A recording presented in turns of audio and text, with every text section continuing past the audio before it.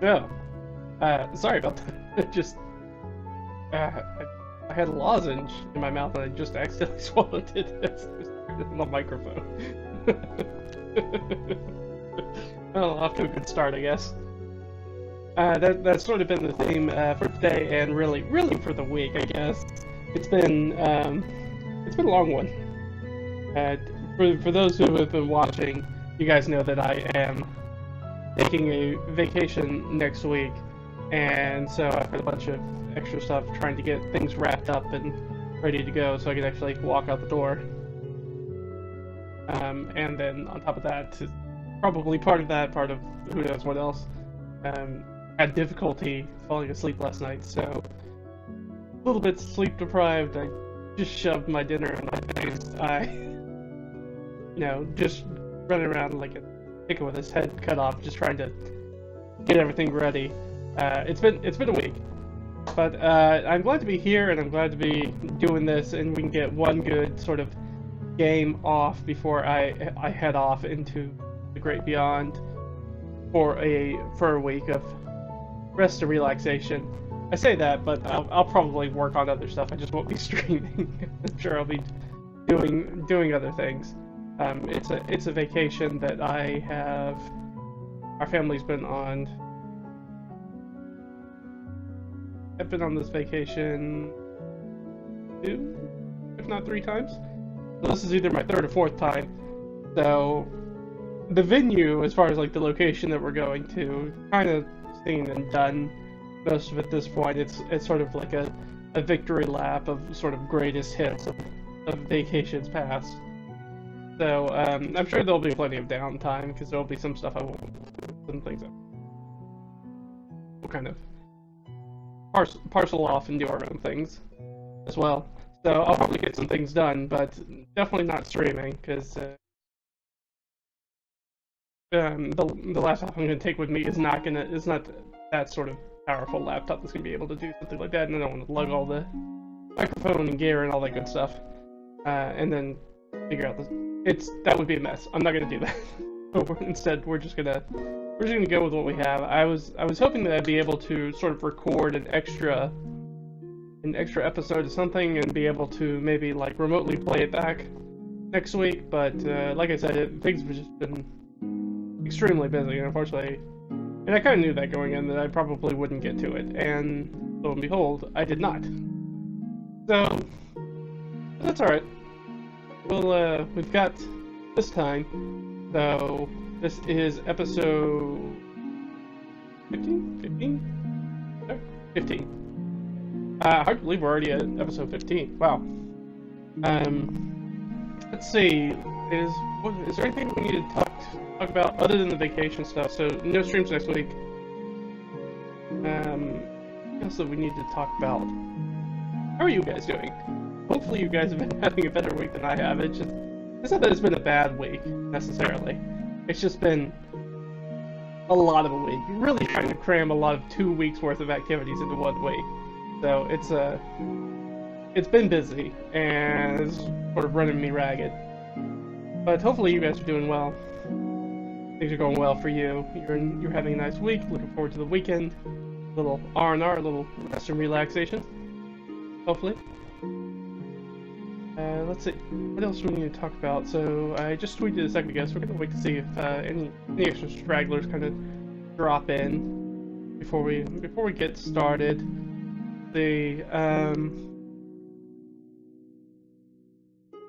Yeah, so we're still picking up followers here. If you want to catch up on everything that we've done up to now, like I said, this is episode 15. So if you want to watch episodes 1 through 14, those are all over on YouTube. All that stuff's below.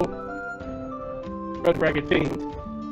Same channel for Twitch as it is for YouTube. You can go check that out. There's a whole playlist that has the 14 previous episodes in it, as well as some other episodes. I've got some how to make a D&D one-shots and some ideas about show off how I sort of prep. There's the one where I talk about things that are in my bag to go to D&D and other, or whatever RPG we're playing. I don't know, D&D could be World of Darkness, Pathfinder.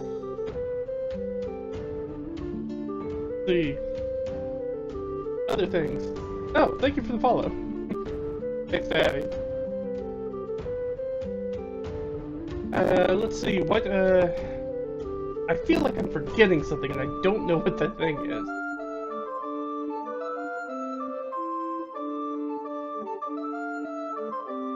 I'm not sure, so I think let's just go ahead and get into sort of what happened last time and sort of get a little refresher. It's been a week. Let's get a short little refresher. So what did we learn last time? We learned that we did a level up, right? That was the first thing, is we leveled up in between last session and the session before. So Lia is officially a level 2 wizard now. If you're new to this, I really enjoy sort of the extremely low levels of D&D. So yeah, that's the reason why it took what 13 episodes to get from, and we started at level 0. So level 0 to level 2, which I guess is not too bad. That's about 7 sessions worth per level. That's actually, I mean, that's more than DMG for 5th edition D&D. I think they tell you like every 4 to 5 sessions. A little bit slower, but that's to be expected. And our sessions are a little bit shorter. Let's see, so as part of that level up process, we learned that, so Lia took the Scribes sort of subclass for Wizard that she gets at level 2, and part of that is that your spellbook comes to life. Scribes made the most sense with her being sort of the background of academic, and it made more sense than I thought about maybe doing sort of an evocation, just simply because that would tie in very nicely with sort of her elemental background. But in the end, Scribes just, I felt like made the most sense for her as a character. But her spellbook came to life, and I decided, and we kind of rolled for it at the beginning of that session to see if it was, because I had an idea while I was leveling her up. I was like, is it Herald Spirit? So Herald, we found, is, as far as we know, dead. Like, actually dead now. We thought he was dead for a long time. Or maybe not dead. But we did, you know, we saw a body, assume it's Herald, as far as we could tell. Gnome, same sort of build. Kind of hard to tell, he'd been dead for, it seems like, a little while. You know, a few weeks at this point. Kind of slowly decaying in his office, which is gross, at Riverside Conservatory. But decided that as part of that, when they were tearing apart his office and stuff and dealing with all the magical things that were in there, that his spirit possessed Lia's spellbook. So sometimes what that means is that we're gonna have the opportunity to for her to sort of flip open her spellbook and take a look at it, and there's gonna be some sort of like dramatized snippets, either of his memories of his life, of random thoughts, ideas, opinions. It's just kind of, it's basically giving us one more, mechanically, as far as running a solo RPG, kind of mechanically giving us one more, you know, kind of random roll to be like, if we get kind of stuck, we can make a roll and maybe Herald Spirit has written about something related to what we're seeking in her book. And my idea with that is that sort of the passages very much aren't like fill up the full book like is reading an autobiography. It's just sort of like random snippets. It's sort of very stream of consciousness in a way. So words will appear on the page, like an entire section talking about maybe this one conversation he had, this one like scene like you would see reading a novel, and then in a few days it may just disappear. So that's sort of the idea, and it's going to help us sort of randomly get clues if we kind of get backed into a corner we don't really know what to do. At least it gives us like one extra roll to maybe find out a little bit something about it, whatever it is. Other things that we learned in the last session, we talked to Arias.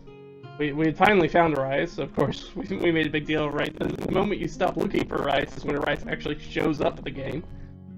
The vice chair of Primordial Studies. And he's in hiding, and we talked to him, and we talked about, you know, trying to get him out of Perjunton with us, because he's obviously kind of afraid for his safety. But he wouldn't. He told us that he wasn't going to be fleeing the city. but when pressed, he would not elaborate on why or any more about like who's chasing them. Is it related to Harold? For whatever reason, Arias is really tight-lipped about it. So yeah, that's sort of what happened. So, and that was like during that night, that long rest in which we leveled up. And then, so the first thing we did is that we went off to pay our community service because we had sold off that scroll to the cult of Narimana. Surprisingly, they were really excited to get it. Not sure why, but it did give us enough gold that we could pay off our community service, you know, for a little light manslaughter, as you do when you show up in the big city. Maybe you kill somebody in the temple. It happens. We didn't pick the fight, we just ended it. Right. So we had that, we had, I can't remember how much, like 70 gold or something left to pay on it. We had quite a bit. So we ended up going and paying that, plus we had to bribe the guard captain because they recognized who we were after breaking into the conservatory in the night, and we just to make it easier on the guard captain for not having to deal with all that, and then they get a little like coin in their pocket. So the guard captain took the bribe. We did pretty good persuasion on it, but guard captain did give us the ultimatum that we have to be basically out of Carjunton by the end of the working day, by basically kind of 5 p.m.-ish, or else, you know, if the guards find us at that point, then nature will take its course. Or I guess I should say law and order will take its course at that point, and our bribe will be worth nothing at that point. So, as we did that, and then we got chased by some guards who recognized Lia. We got away from them, but we did have to use one of her spells. Now she's only down to 1 spell left for the day. Yeah, Mage Armor Grease, which she used. Now she has her 3rd. And we haven't had a short rest to sort of do the Arcane Recovery and see if we can get the spell slot back, even though we really need. And they recognized us on our way that we are looking for Harold's contact. So, as far as we could tell through some investigation and the clues that Harold's left for us, is that he has a contact somewhere in the Basilica area of the city, which is sort of the government area where most of the administration takes place. And so, basically what we knew is that contact was somebody who owned a building in the Basilica district that was under construction. Those were basically our only leads to go off from Harold's very dry, very cryptic clue. So we kind of went around, we walked around the Basilica for a little bit, and we found 3 potential buildings that might be one of the ones that Harold was talking about. Of course, we don't really know because Harold's note was written question mark. I'm not sure. I guess the other big thing that we learned, that I'm not sure we talked about, is that, no, maybe we did talk about it last time. But anyways, Harold's letter that kind of kicked off this whole adventure of bringing Lia and Omer to Carjunton to sort of figure out what was going on with their old research that, you know, got discredited and got them kicked out of the university.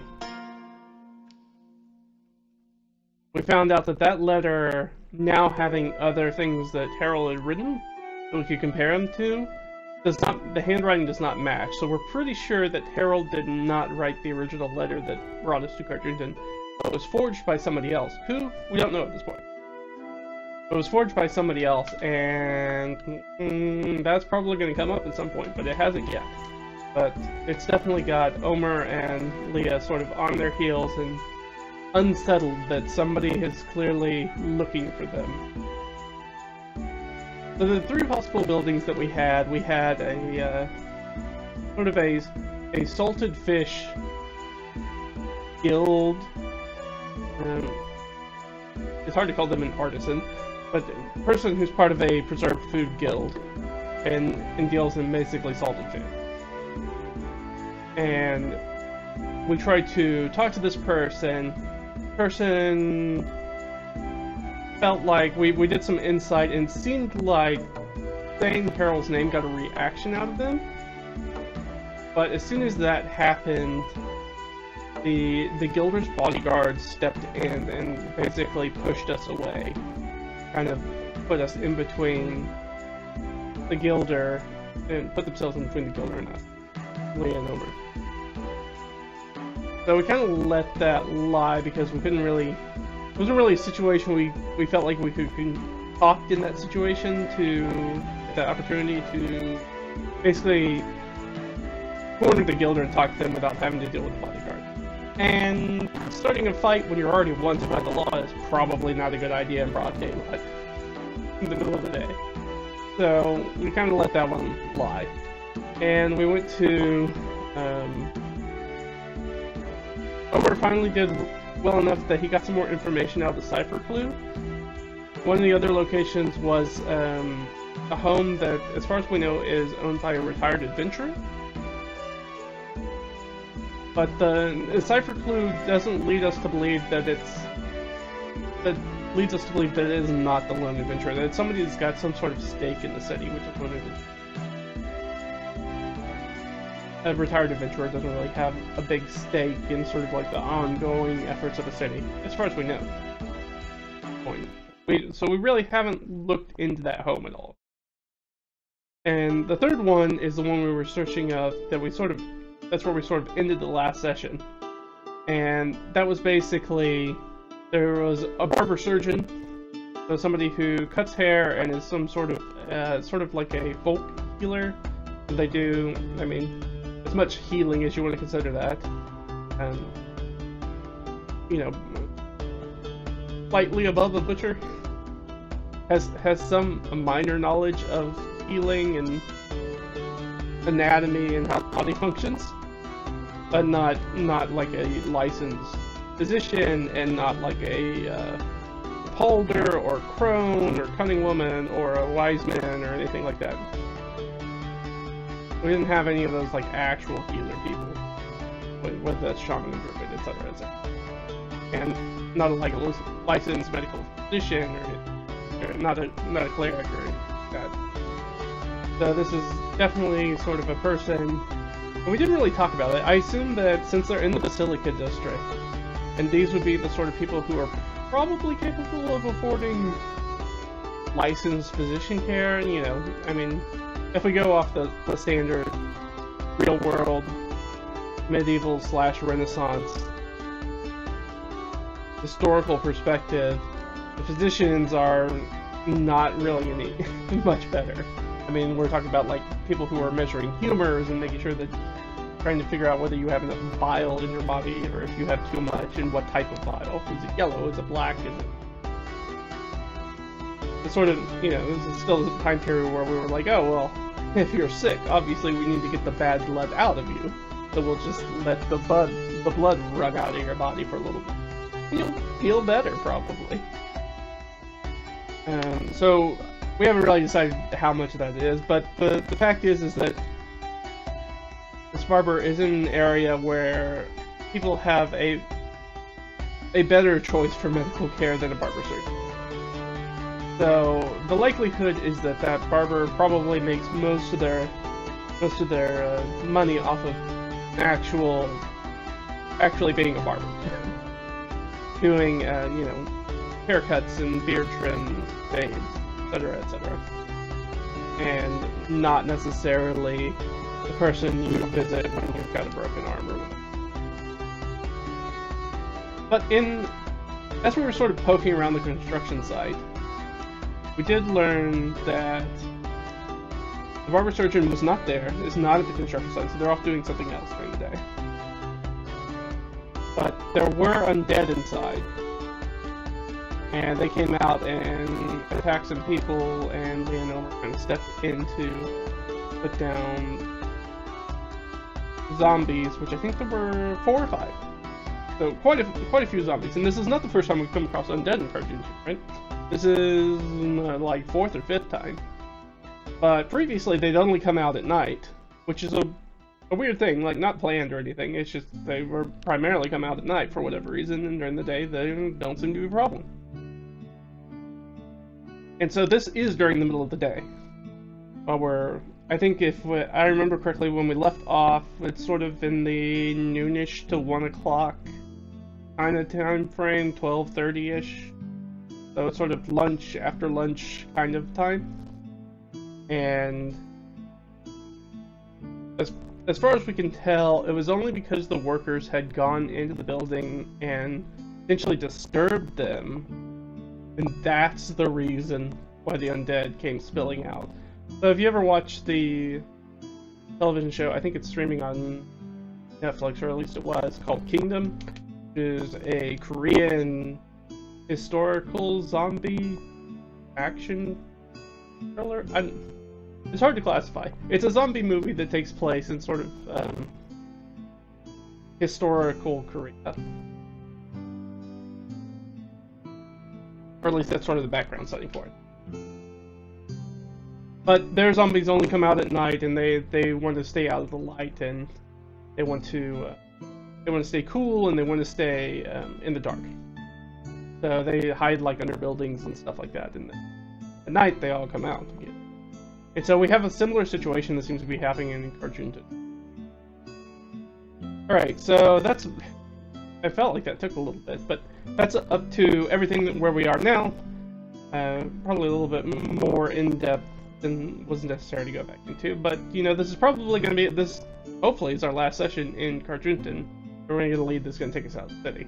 Because we kind of have to be out of the city by 5, so in a few hours, we got to be out of here. This is really our final opportunity to kind of do something in the city without getting arrested, basically. And we've caused enough trouble that we really shouldn't be getting arrested again, or else things are going to be worse than they already have been, and they haven't been super great. So, what are our goals for this session? Basically, we have two basic goals we kind of talked about. We're trying to find Harold's contact, and we got to get the heck out of Carjunta before 5 p.m. That's it. That's pretty much our thing. Yeah, I see in my notes here it says little past noon. That's where we left off. So yeah, it's in 12:15, 12:30, something like that.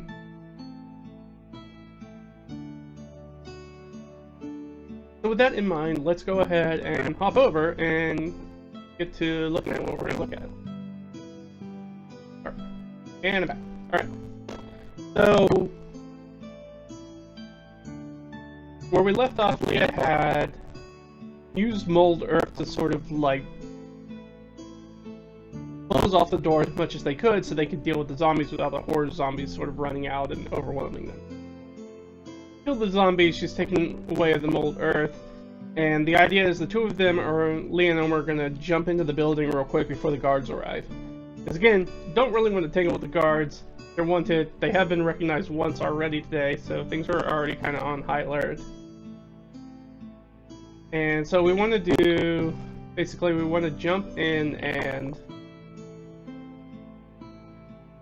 see if we can find out more information about the zombies. That would be okay, that's sort of a secondary thing though. See if we can find any link between this Barber Chirurgeon and, well, anything. Even the undead. But especially any link between them and Harold. That's where we're starting at. So, yeah, I think they're gonna head into the building. So, I'm imagining a very sort of pretty standard medievalish sort of shop home. Urban shop home, which means that there's basically a shop on the ground floor, and usually behind that there's sort of like the main sort of living area. Underground there's usually some sort of storage or cellar or something like that. And then there's usually a second floor and any sort of private suite, things like that. So I think, I guess we should make an oracle roll first. I want to know if the entrance we came in, that the zombies were sort of piling out from, is that... It could be a number of things. It could be the shop entrance, it could be the hall entrance, because usually there's like a hallway that kind of goes next to that open doorway that kind of leads into the home itself, so you don't have to go through the... You don't have to go through the shop to get home. Also, if you're familiar with the television show Bob's Burgers, this like shops and homes are still made like that, right? We still built them like that. So if you are somewhat familiar with that show, you're going to be a little bit familiar with the layout of what this place is going to look like for the most part. What I want to know is, does the doorway go to the basement? Does it go into the shop? Does it go into the hall? And the hall is sort of the private living. Let's go ahead and let's make our first oracle roll. Alright, how do I want to frame this? Does it go into the basement? Let's just start off there. I have a strong inclination that zombies come from basement. It would definitely be the darkest room in the building. So I think I think we can give that a +3. So if this is your first time seeing the oracle in action, I have a little sheet just to kind of, and I just keep this in hand rather, so we don't have to have it on the sheet document to have me keep flipping back and forth. The roll a d20 oracle. Basically, if we roll, what is it, 12 or better? Yeah, a 12 or better is, the answer is yes. We ask it binary questions, yes, no questions. 12 or better, it's yes. 9 or less, it's no. If it hits sort of that 10 or 11 cell space, it's usually what we call an interrupted scene, which means in the process of trying to figure this out, something else happens. And we'll figure out what that random thing is, if and when it happens. So, I want to know, so I'm giving it a +3 because I think it's likely that this is the basement. 11, 12, 13, 14. So, yes, it is the basement. Alright. Basement, cellar, whatever we want, undercroft, whatever we're calling it here. Same thing. It's storage under the shop, basically.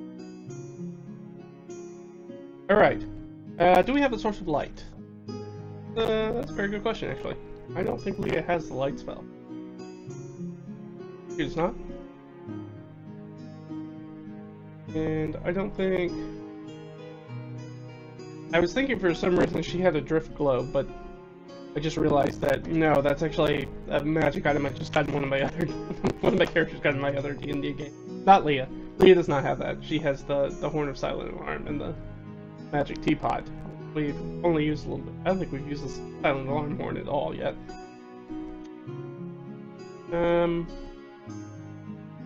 We do have some torches. You know, Omer is not a combat-oriented character, so I think we're gonna put this on Omer. Omer's gonna be in. Omer, you're in charge of the light. Alright, so we're gonna light that up, and Omer will carry the torch, and Lia will go in front, so he'll have to sort of like hold it above her head, behind her head, but high enough that the light obviously shines in front of her. She's not casting a big shadow everywhere. And I guess it would be prudent to listen. I assume most of the zombies came out, but let's give a listen check anyways. I'm going to give her advantage because Omer's there doing the same thing. Well, we'll check the DC, but I'm pretty sure a 9's not going to make it. It's not. That's 14. Alright, so, hear anything? I don't hear anything. Okay.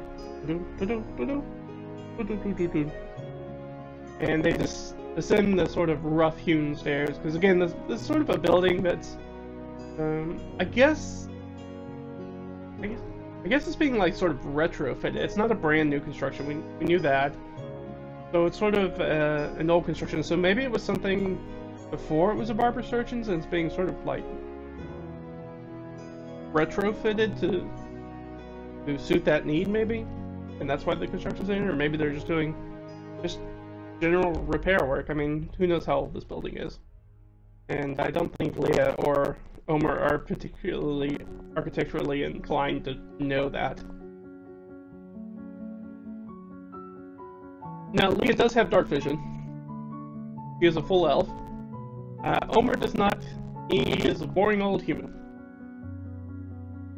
So really the light is mostly for Omer, but we are using sort of the 5e raw dark vision rules, which is the way that dark vision is supposed to be played, which is the 5e actually just means low light vision. So if it's totally dark, you can't see because there's no light, because that's how vision works. At least in sort of like the normal broad light spectrum. So she can see pretty well. As long as she doesn't get too far around where she has to like look around the corner where the light's not really going to reflect. But otherwise she can see pretty well. So we're going to step down into this cellar, this undercroft. So we're going to step down, step down, step down. Alright. First I think Lia's going to look for anything out of the ordinary. Do we have any... something we might be looking for? I guess... any more bodies? That would probably be the first thing. First sort of like sense of danger, because we saw bodies come out of here as undead. But do we see any more bodies in here? I'm gonna leave that 50-50. I think if there were more undead, I think they would have come up with the zombies. I don't think. I very much like that sort of contemporary zombie where it's like if you make a bunch of noise, they all just kind of flood out. And it's not like the weird narrative zombie who sneaks up on people, which is kind of weird. When you do like the precaution things to make that not happen. So, at the same time, I don't know, the cellar, there might be bodies down here that aren't undead. So I'm gonna leave it at 50-50. Okay, so we don't see any bodies originally. Alright, what do we think that the bottom of this cellar looks like? I guess we should ask some more questions. The first question is this is a Barber Chirurgeon, so are there like slabs, like mortician, sort of undertaker slabs? Because I think it's reasonable that a Barber Chirurgeon might be doing some sort of medical experiments on dead bodies. I mean, that was somewhat common historically. Where people would buy bodies from grave robbers or dig them up themselves or take bodies. Because, you know, you really weren't supposed to be experimenting on them because, well, that's a whole religious thing. But the idea being that I think if this person's studious and they want to learn more about the body and they want to learn more about how to help people and be a better barber surgeon, that seems likely. So are there slabs? So it's under construction, so I'm just gonna give it a +3 instead of a +5. If this was fully kitted out already, like all the restoration had been done to it, I'd say +5, but now just +3. Okay, so there are none in here. So apparently there were just bodies down here. I don't know.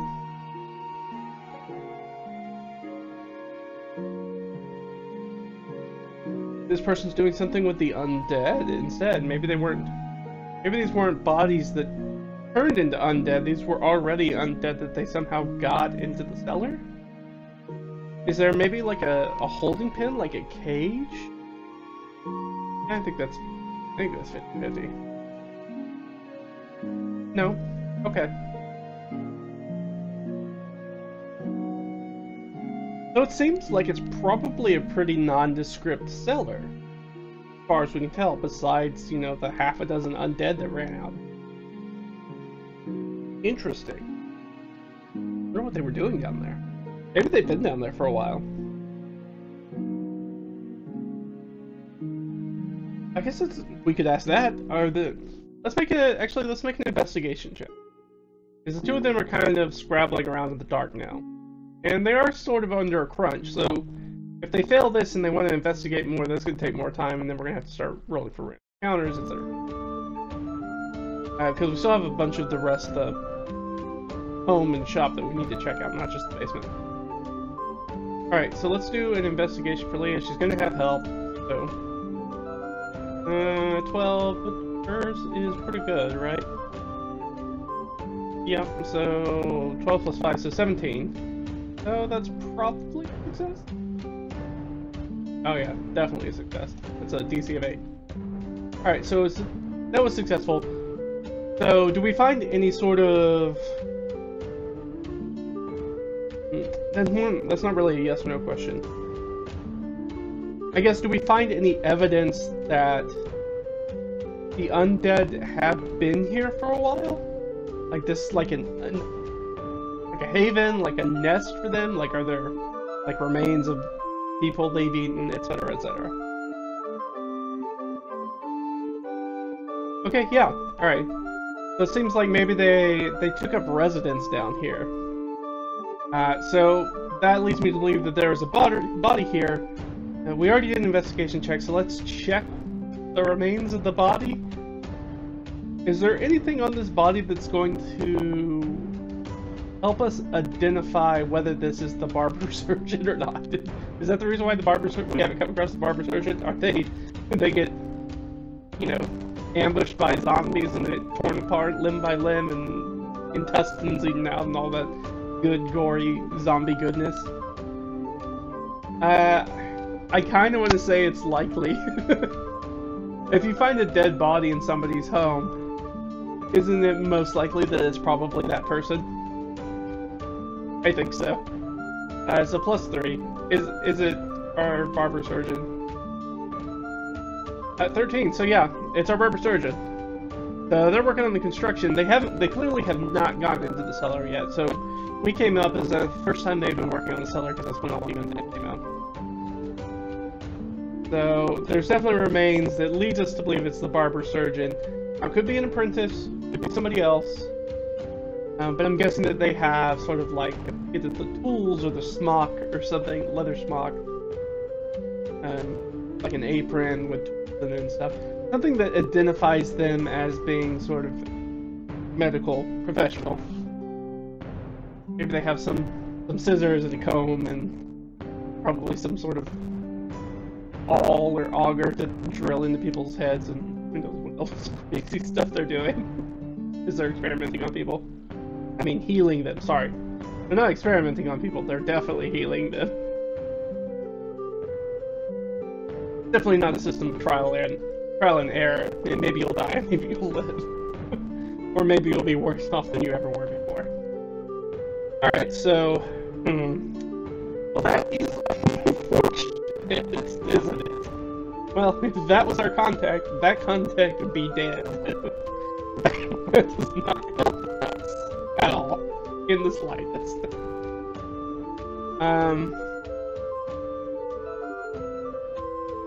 So I think, at this point, we're going to give them basically one more action before we have to start checking for random encounters. If they're not going to move on, they're going to hang out in this cellar too long. So, with that in mind, I'm going to make them split up and do 2 separate checks instead of having them work together on one check.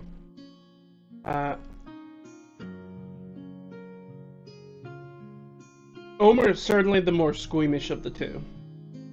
So Lia's gonna give the body a once-over, see if she can roll this dead body and see if she can find anything of value, anything that talks about Harold, anything at all. And give her any sort of clue about anything, basically, at this point. And Omer is going to spend his time searching the room for maybe secret compartments, things of that nature. See if there's any sort of like hidden cubbies or things down here. Some other things that might add to clues that don't deal with like getting up to your elbows in human offal. But Leah's been an adventurer. She's done some things out in the wild. She's blooded. She's killed some people. So she's certainly far less squeamish about this sort of particular. As somebody who used to go adventuring with adventurers. All right, so let's do Leah first. So Leah's gonna make an investigation check. Alright, that's not too bad. +5, 18. Oh yeah, so that passes the DC of 14. Alright, so question. Does she find anything... I guess we should say, does she find anything of...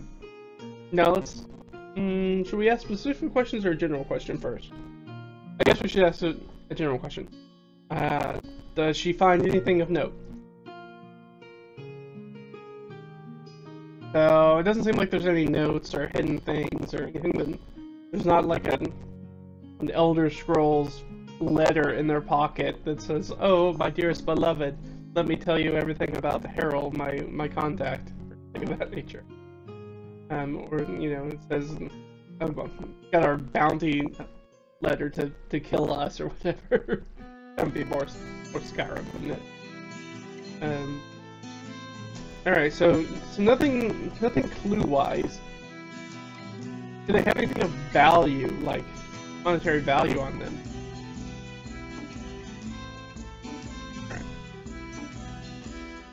Alright, so they didn't have anything valuable. They didn't have anything particular note as far as like clues and things of that nature. Anything that's going to give us that's going to move any of our plots along. Do they have anything? I guess the last question is, do they have anything useful? No. Alright. So I think Lia kind of sits back on her heel with like her other sleeves rolled up and sort of like her elbows on her knees.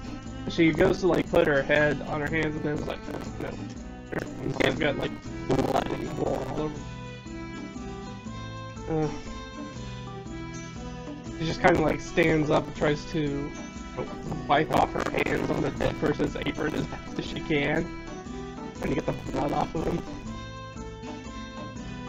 Oh, well, she has prestidigitation. She would just do that. She just kind of. It's just like one of those like blade air hand dryers. Like it just kind of, and just all the gore just kind of falls back on the ground. Just sort of starts rolling down her sleeve again.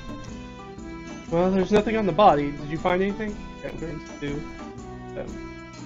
Omer. So let's find out. Did Omer find anything? Okay.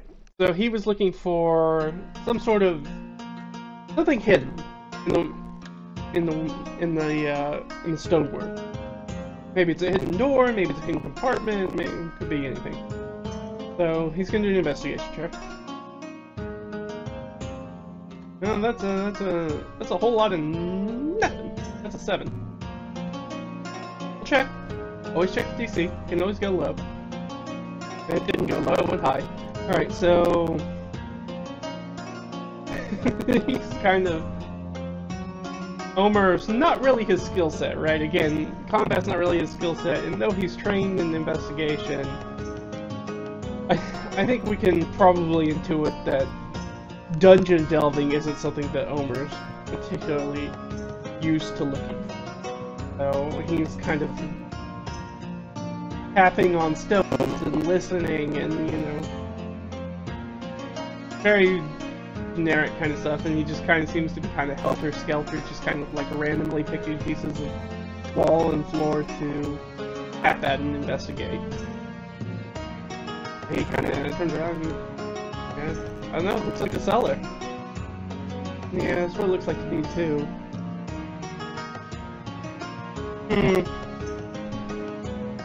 Well, doesn't seem like we're gonna find anything here. What do you think? Should we investigate the shop, or maybe their private apartments? Alright, yeah, so I think that's the question. What would Omer think? I think Omer would advise them to go to the private apartments, and not necessarily the shop, especially if the shop's... Sounds like if the cellar doesn't really have anything in it of note, then not that I'm sure what exactly a barber chirurgeon would need besides some basic medical supplies. What exactly they'd be... I mean, they might keep like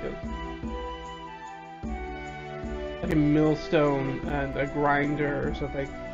Oh, yeah, I can absolutely increase the volume. Sorry about that. Up a little bit. My sound was acting a little weird.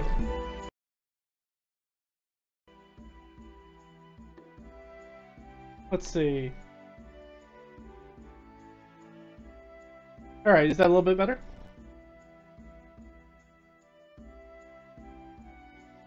That mic check. A little bit. Alright. Yeah, something was, it did not like my... Stream Deck did not like the mic when I plugged it in. I'm not really sure what's going on with that. Let me see if I can... Maybe that's a little bit better. Let me see if that's... Oh, really? It's something robotic. That's interesting. let me check one other thing. Let's see if I do this. Let's try.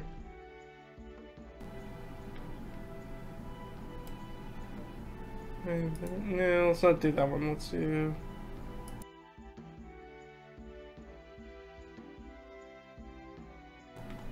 Let's try this. Let's see, is that a little bit better?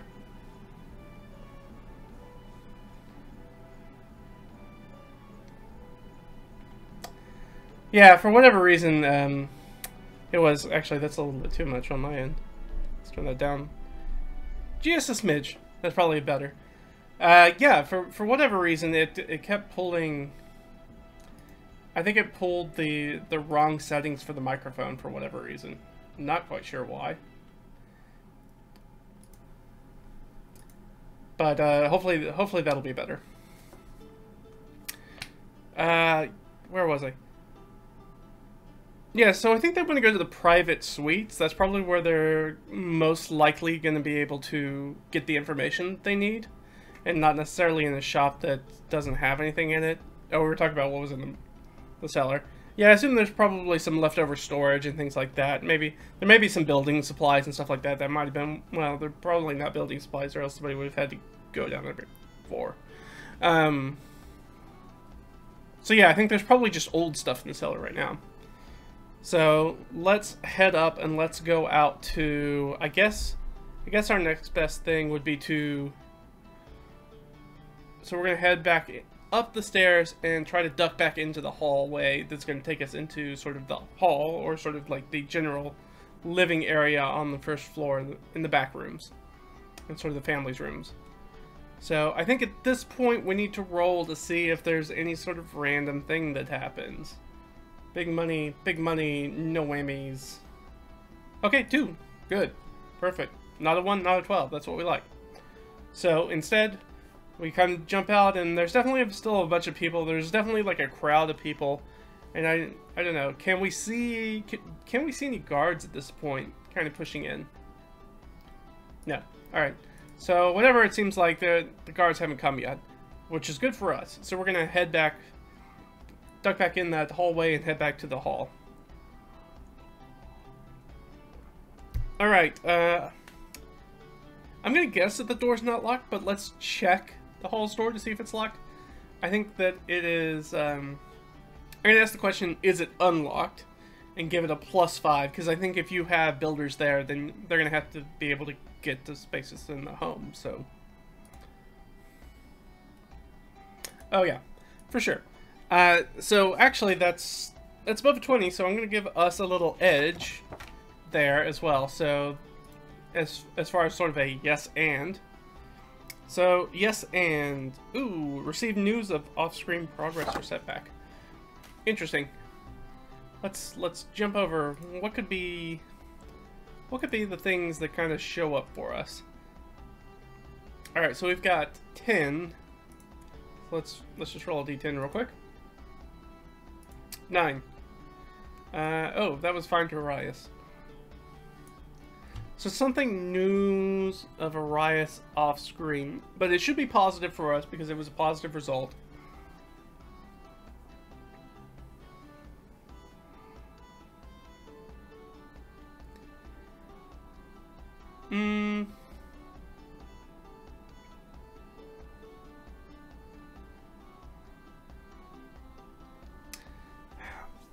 I'm not sure how we'd get news of that off screen at this point. There's nothing he's doing. No news is good news as far as Arias is concerned. No, I guess there is one thing we could say. We could say that, and I'll just add this down here in the notes, which you can't see because it's hidden behind my stupid fat head. Here we go.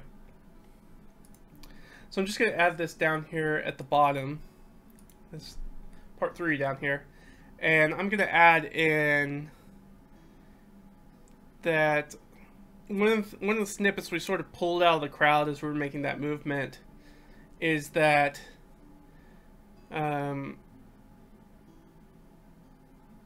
not only is Arias missing, but now his secretary is missing.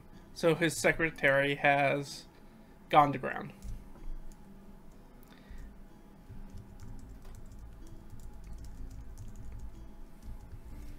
And since this is supposed to be a relatively good thing for us, we're going to assume that she's hiding.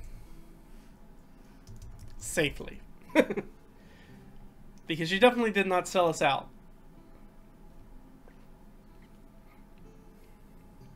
Which is good. I mean, that's good things that we learned. Hey, I mean, my head's a little stupid. Let's not get crazy. It's a little dumb. it's a little dumb. Just like everybody's is a little dumb, right? So the door's unlocked. I think Lia's gonna listen to it first. I don't suspect there's any builders left in here, but let's see if we hear any noise. So this is listening at the door is really a one-person activity, so you can't really get help on that. It can't really give guidance or anything. Omer doesn't have any spells. So it's going to be a flat d20 plus 5. I think it's unlikely that they're going to hear anything in there, though. I think the builders... There's been enough ruckus that probably all the builders come out, and then as soon as they learn that there's undead, they definitely are staying out of there. So... I'd say a minus 3 to this. Well, let's do a skill check first. Oh... Natural 20. Alright, yeah, perfect. So, not only that, we're going to get some other sort of perk from that. Let's see if we can get a different perk.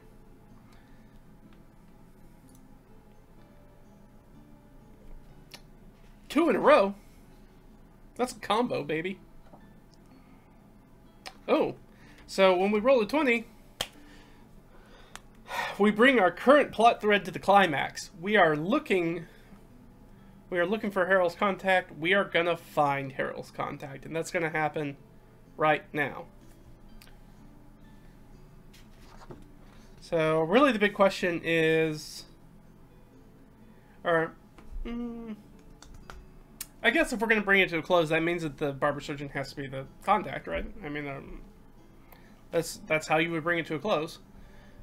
So yeah, I think we open it up, and the Barber Chirurgeon is inside. Good to know. All right.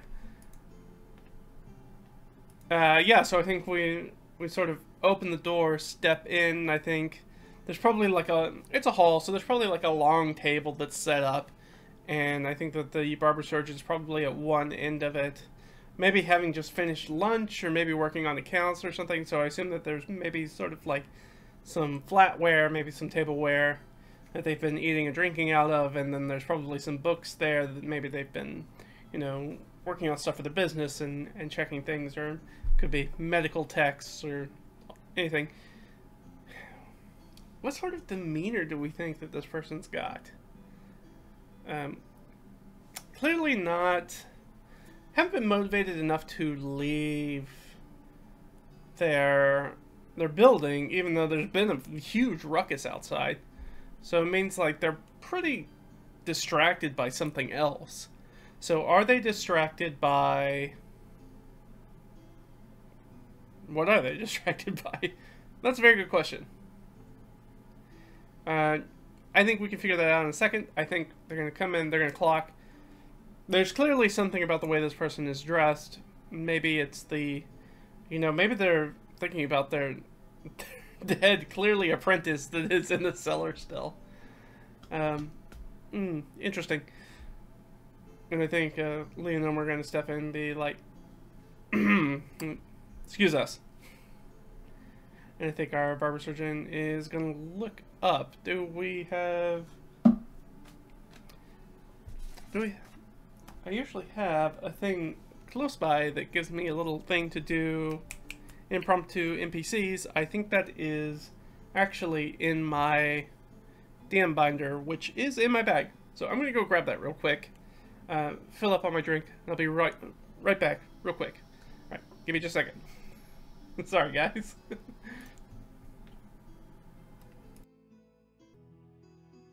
Alright, here we go. Hup, hup. Let's go. Alright. Went and got it. Here we go.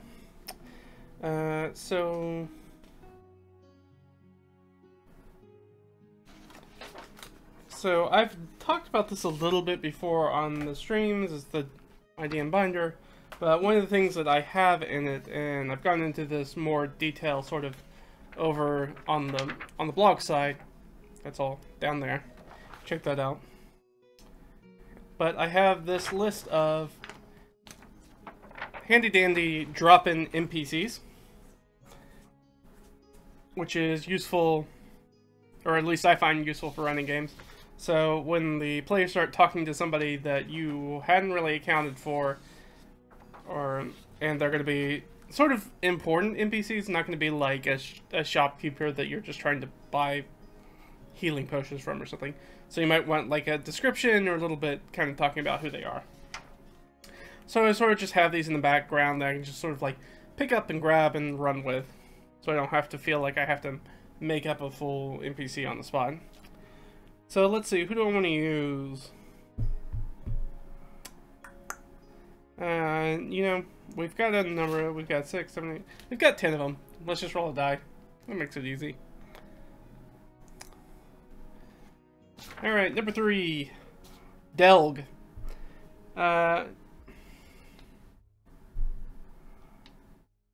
Alright, on the tall side for a dwarf, with a bit of a beer belly and suffers from sporadic coughing fits. There we go. That is our Barber Chirurgeon. So we kind of walk in and we're like, excuse us. And Doug's been looking down at his books, working on stuff. Has a very concerned look on his face, kind of looking at things. So, excuse me? What? Who? Oh, yeah, of course, go wherever you need to go. I don't think anybody else is in yet. I probably need to bring the supplies in. You can start working in here. I'm just finishing up. I'm sorry, sir. We're not part of your building crew. Del kind of does a double take and actually kind of like looks them up and down, and then, you know, kind of seeing how they're dressed and how they hold themselves. You know, clearly not carpenters and masons and the like. Oh, I see you guys are.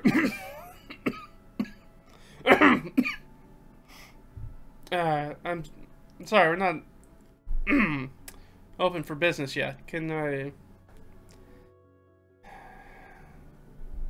If you're looking for a haircut, we should be open once the remodeling's done. Maybe a week or two. I'd love to get you in the books though. When do you have available? He sort of like moves one book and like grabs another book and sort of pulls it over. That's clearly like his date book to sort of like write down appointments and things like that. And I think Omer just kind of like looks at Lia and he's like, yeah, about that. And she just kind of walks over, and I think she's going to pull out. I'm trying to think if they got anything else. No, she doesn't really have. I mean, we have the clue, right? We have the scrap of clue. And then I guess that's what she'll do. She'll pull the clue that it says, you know, who to look for. And I think she just kind of like unfolds it and sort of like puts it down sort of on the book that he's looking at, that Doug's looking at. Actually, I was wondering if you were a confidant of Harold Smudge's. I think Del was like, Harold Smudge. Kind of picks up the note and looks at it. He leans back in his chair. And who are you two? Like, it kind of like focuses him for a moment, and he sort of like kind of zones in. His eyes get a little bit more hawkish. He's now being like paying very much close attention to you know, what Lia and Omer say and how they act and how they hold themselves. You're, you know Harold? I think Lia kind of looks at him and kind of looks like, well, like, I guess technically we did. We went to his office and unfortunately found his body, but before he passed, he left this note hidden. We think for our aid that you might be able to help us, that you knew something about the person, the people, whoever it is that was accosting Harold or chasing him or whatever. I'm sorry, we are relatively new in town. We've been out ever since our professional engagement ended with Harold.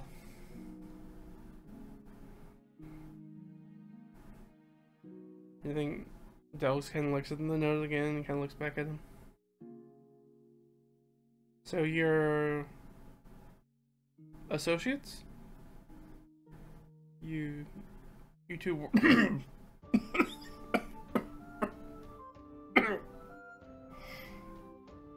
it has like a sort of like a handkerchief he pulls out. Sorry. You two work at the conservatory? Used to, yes, used to. That's true. Both of us. Until some years ago, a few years ago. Fortunately, we were sort of let go. But, you know, we got to know Harold during that time, and he reached out to us, and she kind of snaps her fingers and, like, gestures to Omer to bring the letter.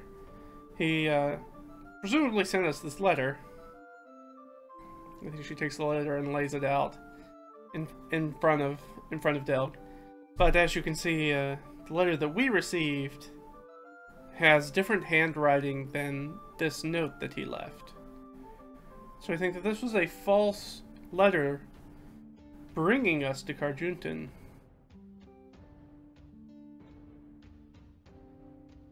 On Harold's behalf, we're not really sure. Dead men don't give many answers.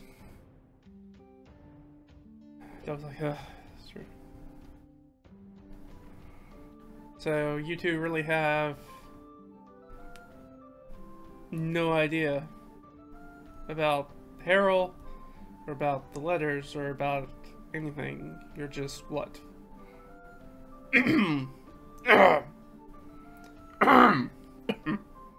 You're what? Fishing for answers? What you looking for? I think Lia starts to get a little frustrated at this point, so I think Omer will they'll kind of switch spots, and Omer's gonna come up and be like, essentially yes. It seems like Harold was in danger. Another person we know, tangentially related, also seemed to have been in danger, and we can only assume that this letter was meant to bring us to the city and put us in the path of the same danger. Any more than that, we don't know.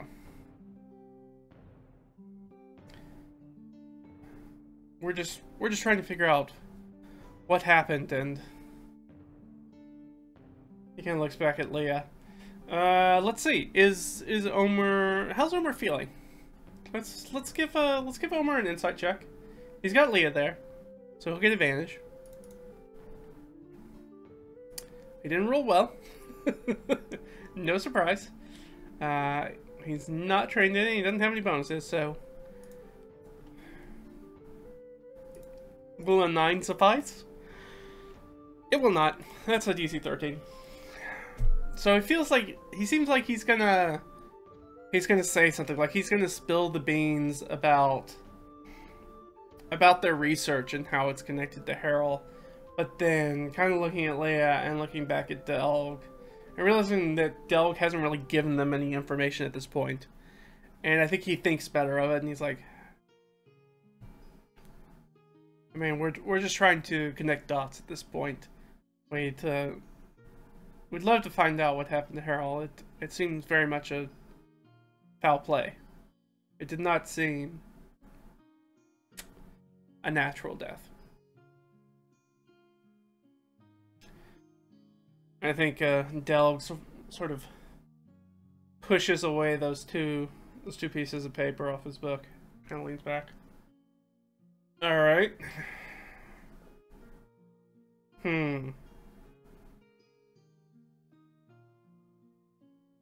Well, this isn't really a safe place to speak. I think Lia would blurt it. Lia's got a little bit better. Lia's got crappy wisdom though. I think Lia's gonna blurt it out because of the undead, right? How does Delg respond to that? Does he? I guess we can just roll. Let's just roll an Oracle roll. Did Delg know about the undead? Well, I guess she would be making an active insight. I think she's trying to bait him into giving them some information. Let's do that. Alright, well that's not gonna help. I mean, always check, but it'd be almost yeah, okay. So she tries to bait him to see if he'll give them any insight on the undead and the dead body that they've already found that maybe he doesn't know they found.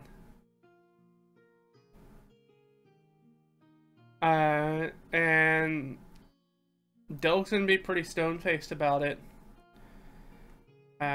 Probably not gonna mention the apprentice at all. Be like, you know, we're remodeling. I think it would probably be pretty common knowledge that there's some sort of infestation, because I mean they've come across, Lia and Omer have come across undead like 5 times now in Carjunton during the night. So I mean that seems like it's a pretty common assessment that there is some sort of undead problem in Carjunton. So the question is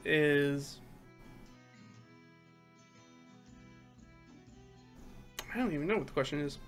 I'm gonna say whether he knows about it, but I think he would be like, well, you know, the undead,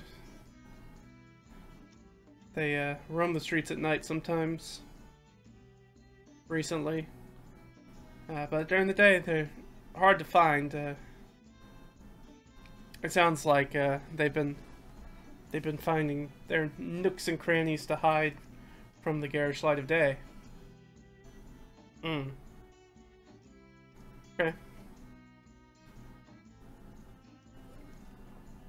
Well, I think Omer kind of speaks up. Not to be rude, but we're kind of on a time crunch, and we're about to leave the city now that we know that Harold's dead.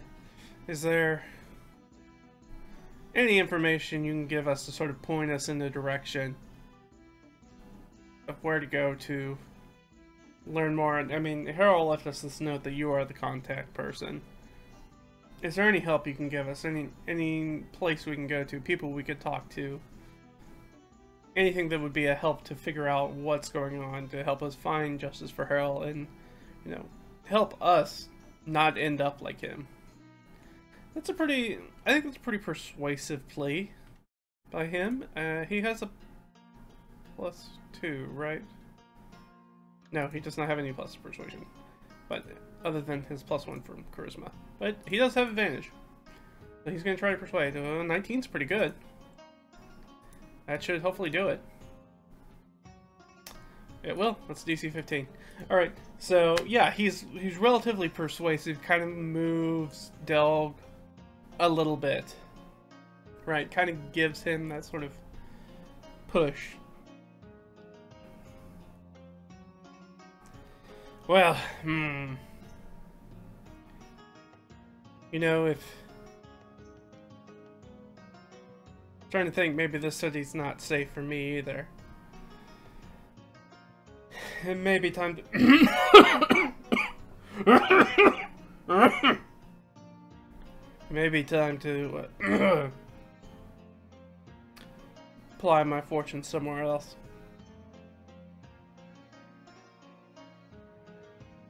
I could show you the way. You want to leave the city? When do you want to leave the city?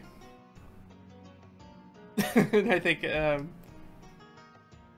Omer kind of laughs like, well, and then probably the next few hours, honestly.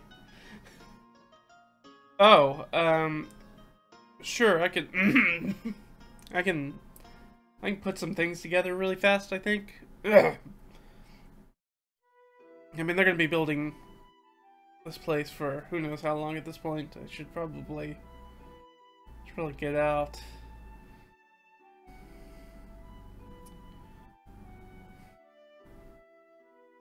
Could you help me pack? I'm not sure what all that entails, but we can help you pack. As long as you have a place to point us. That I can handle. Alright, so yeah, I think that Delg's basically going to enlist them. He's going to guide them to whatever this next place is. And basically the trade-off for that is they're going to be able to afford him some amount of protection while they travel. Now we can't make a lot of assumptions about the NPC of Delg and his motivations and what he wants and those sorts of things. What's scaring him, because we don't know anything about that from a meta standpoint. Like, even playing the game, like, I have no idea what's going on through Delg's head right now. Other than he is seizing this opportunity. And he is in touch with Harold about something. Alright, so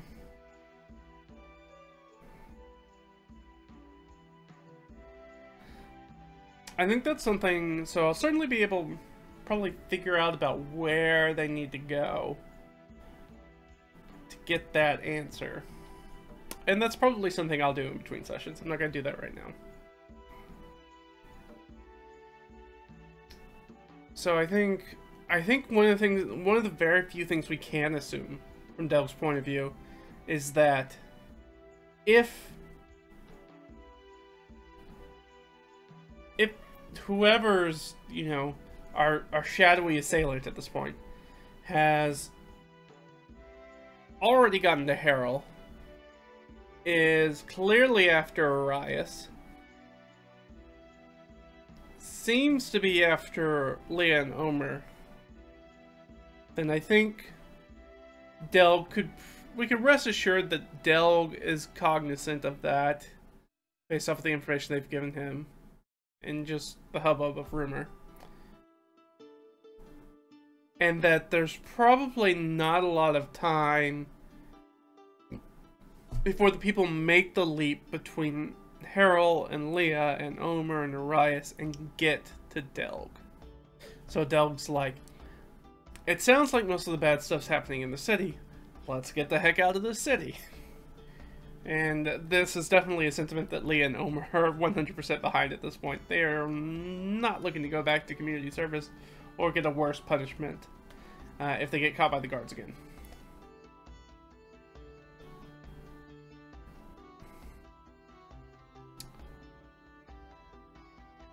So yeah, I think, so the question is, how are they going to get out of town?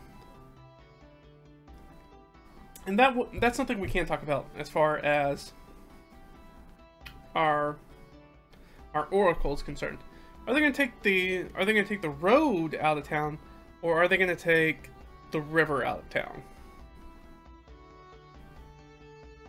Okay, I think that's just rather than ask a yes or no. Well, no, we should do it the official way because there might be an interrupt scene.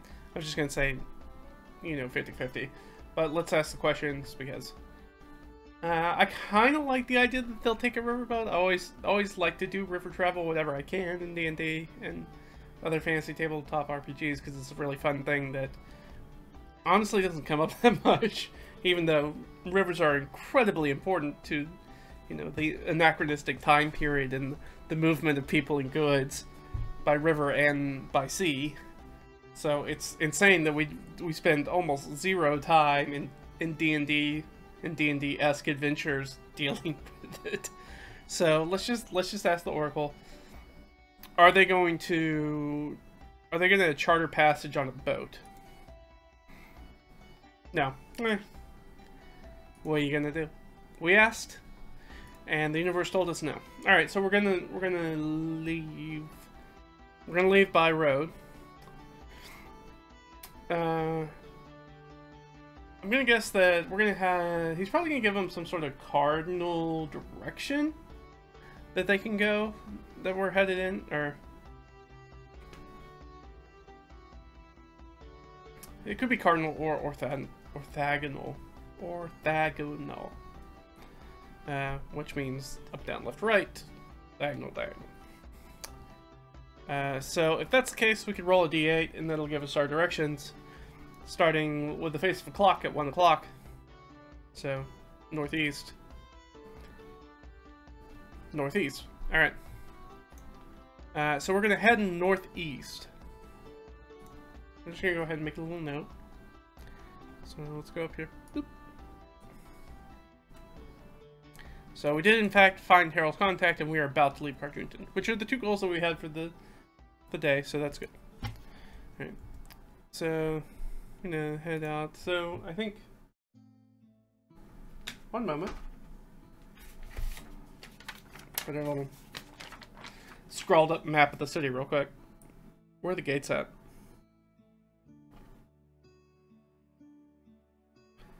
Alright, so there is basically a gate to the west, to the east, and then... sorry, I'm looking at the wrong map orientation. There is, in fact, a gate that goes directly out the northeast side. So, that's where we're going to be, so we'll just put this down here. So we don't need these notes right now. So...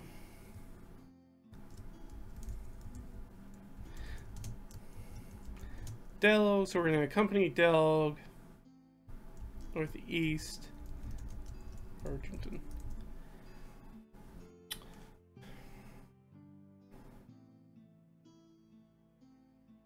Yeah, I think at this point they're going to split up. I think Omer's just going to tell Omer to stay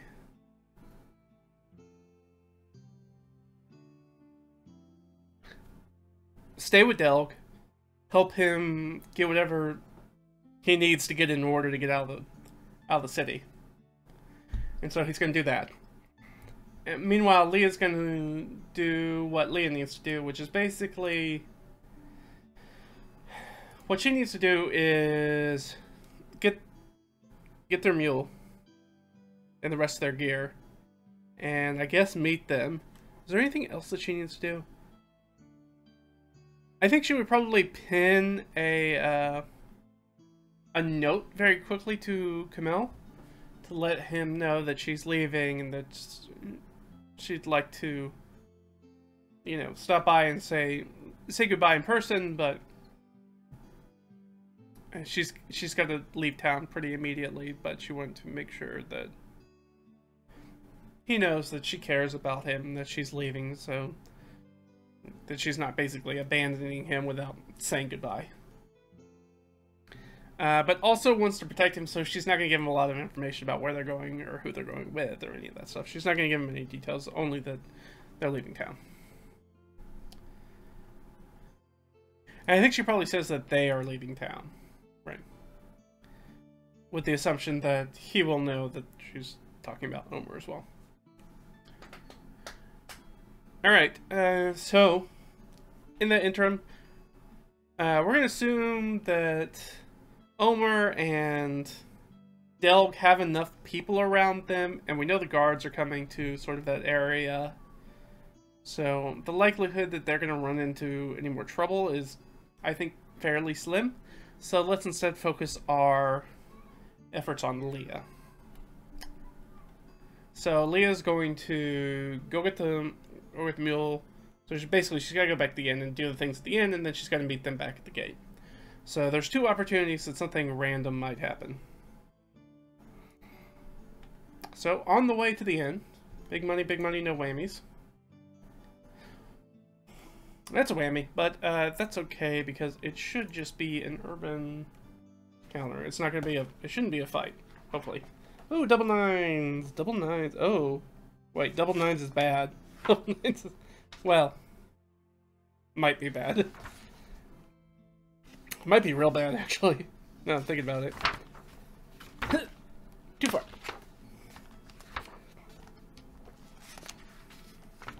Oh, looking right at it.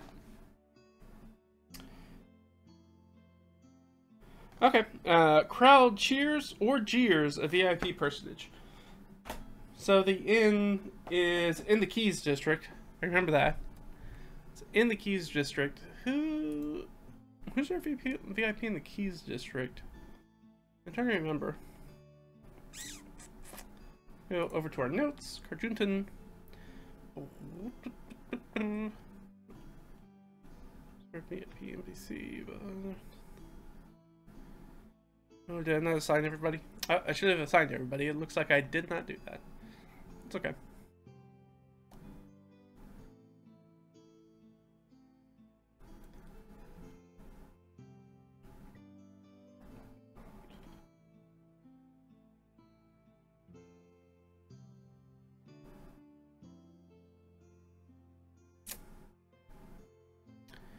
Alright, who would make the most sense?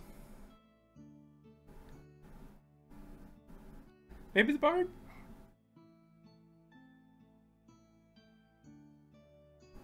Yeah, let's say that. So there's a human bard that's in that area. Are they cheering or jeering? And bards are pretty charismatic, so I'm going to say +5. And let's just roll if they're cheering or not. Oh yeah, they definitely are. So there's something to it. Let's ask this question: is it some sort of official thing that he's doing, or is he our bard literally just walking down the street? So is this some sort of official function? No. Technically, that should be an interrupt scene, but this is already sort of an interrupt scene, and I don't want to double down, so that's just gonna be a no. So yeah, I think she's making her way through the streets, making her way downtown, looking out for flying pianos as they go by, and she's trying to cross a street to get to the inn. And when that happens, there's like all these people that are sort of in the street, and we see this sort of what's the guy's name? I think that this Valor Bard's somewhere in between a Zap Brannigan from Futurama and Captain Quark from the Ratchet and Clank video games. Sort of like machismo, charismatic buffoon kind of guy. This is Valor Bard, but you know, the general populace loves him or her, I guess. So I didn't really assign a gender. It doesn't really matter. Is definitely into this bard, this very attractive bard that's really hamming it up, and I think she just has to wait. I mean, is there anything of note from the situation? Let me just ask that of the Oracle. No. All right. Just something that gets in the way. Sometimes that happens, and that's how I like to use these sort of aside, just kind of random things that happen. If I was running a full game with a party, right, this is a VIP NPC. If we weren't headed directly out of town, we might actually have a scene or get some sort of world building information, or maybe some sort of tidbit or clue or secret or something from this interaction. But I think Leah's too focused on her task that she's like, I gotta get here, I gotta get the mule, I gotta write the letter, I gotta get out of town. And she watches like the sun is slowly like passing through the sky, watching it, because it's in the afternoon now, and watching it start to sink. And they're like, we know we gotta get out of here by by the end of the day, or we're going to be in big trouble. So I think with that in mind, that she doesn't really naturally pick up on anything, and she certainly does not investigate any further about what's going on. I think that's to be expected. Alright, she goes in, and she grabs her mule. I'm pretty sure we paid last time, so I don't owe any more coin at this point. But instead is going to, actually, one thing I do need to do, which we didn't do earlier, let me roll a d8 for the torch that we used. Okay, our torch is fine. Using the supply die instead of counting actual torches. But we used a torch, and that torch is fine, so we don't need to worry about buying any more torches or anything like that. So that's all fine. She grabs the mule. I assume everything's fine with the mule. I don't know why anything would not be fine with the mule, and I don't think that that's important enough to roll for. She pays. I think she writes a note and gives it to a runner to take it to Camille. Oh, you know what? That'll probably tie in with what she was doing. I think she'll add like a little footnote about the Valor Bard to Camille, because Camille's a poet in the city, and being that the Bard's a human, and she's been out of the city for a while, she probably doesn't really know the Bard by reputation necessarily. So I think she just, you know, just to kind of beef up the note, just kind of, you know, makes an observation to Camille about, hey, you know, I saw this really, you know, important seeming performer walking down the street. I don't know what that's about. I don't know if you know anything about that. Also, I'm leaving town. Love you, XOXO. Don't follow me. Yeah, so I think that's what happens. What was I going to do? Oh, that's what I was doing. I was looking at things and then I couldn't remember what I was looking at. I am looking for message rates. There we go. Alright, let's roll a d4.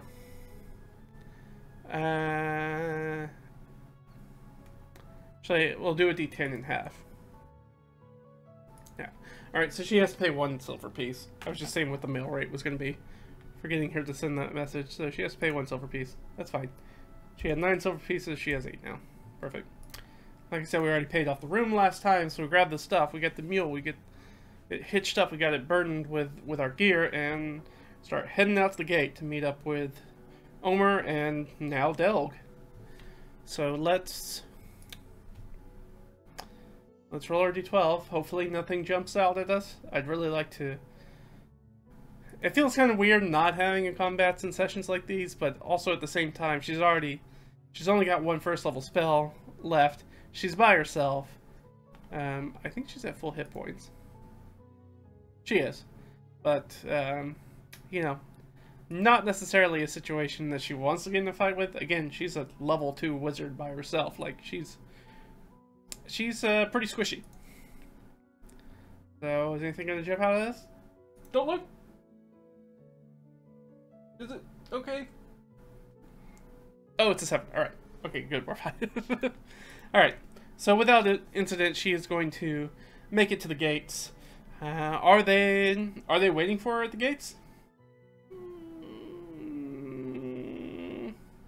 I don't know. I think that's 50-50. We don't really know how much a Delg packs. We don't know if he's a light packer or a heavy packer. And how much Omer was able to help with. So let's just roll 50-50. Are they there? Yes. Okay. So they're waiting for her when she gets there. Just in case, do they have any issues getting out of the city? I don't think so. Most cities are not going to stop people from leaving during the day. There's such a high volume of traffic of, you know, tradespeople, commoners from outside, farmers and stuff coming to market.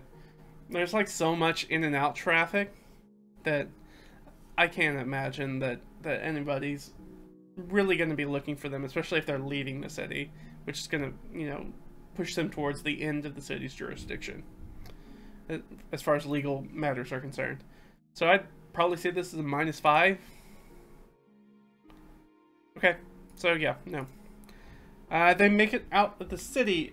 Unfortunately, they're not going to have a lot of time to go before they're going to have to camp for the night, because they're leaving again at, like, it's got to be pushing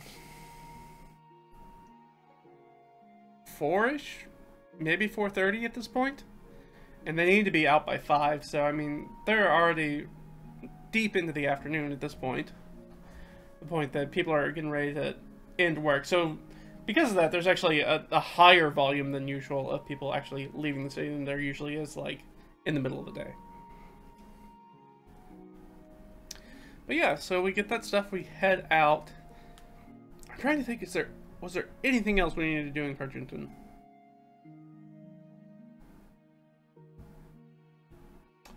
We could have sent a message to Arias, but I don't know. Arias has been super cagey, so I don't think she's concerned with writing that off.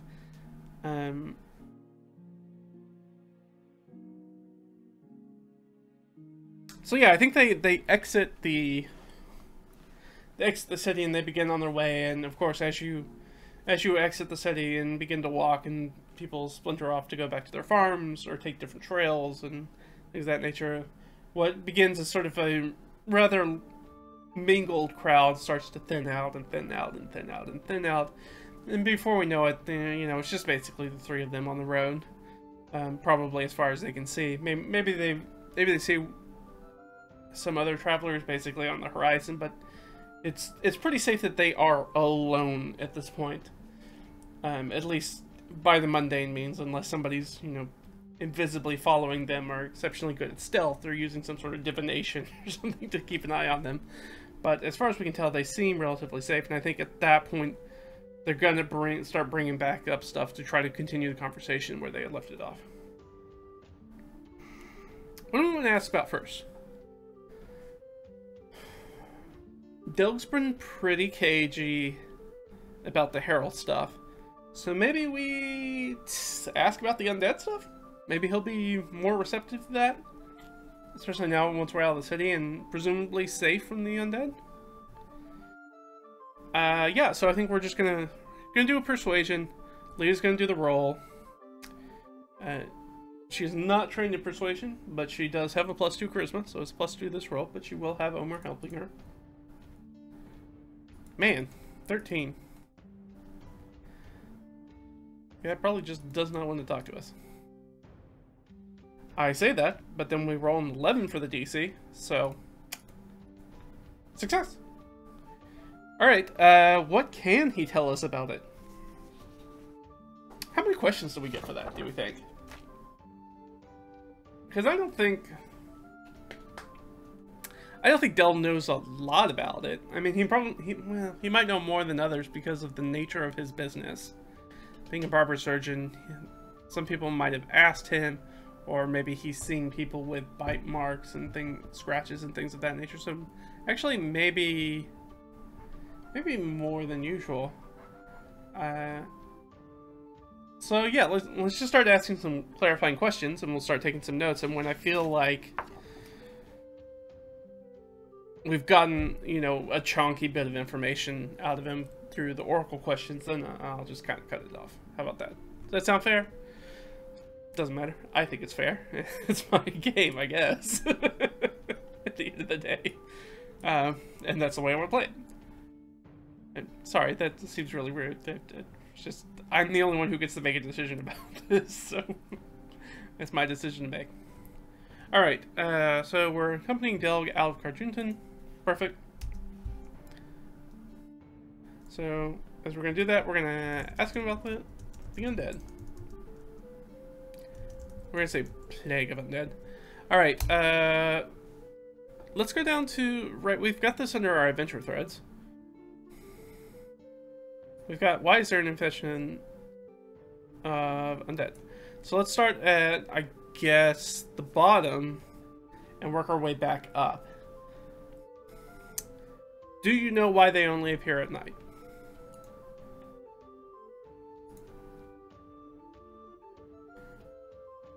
Yes.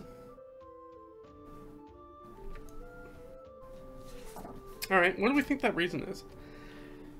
I mean, the thing that comes to mind is, like I said, the sort of aspect from, like, Kingdom, or, like, the Omega Man / I Am Legend thing, like, that they just don't like the light in daytime. It's got that classic sort of undead, whether that's vampires, ghouls, ghosts, etc., is that they just don't show up a lot during the daytime. Is that the case?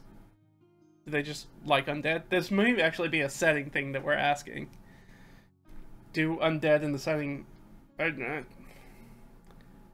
If this was on a plot point, that would be general knowledge that Lia would already know as an adventurer. So obviously that's not the case. So undead are just undead. They're mindless corpses that wander around.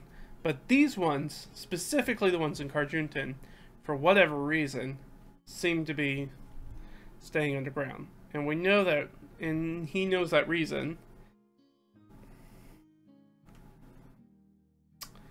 But what is that reason? How do I frame a question for that?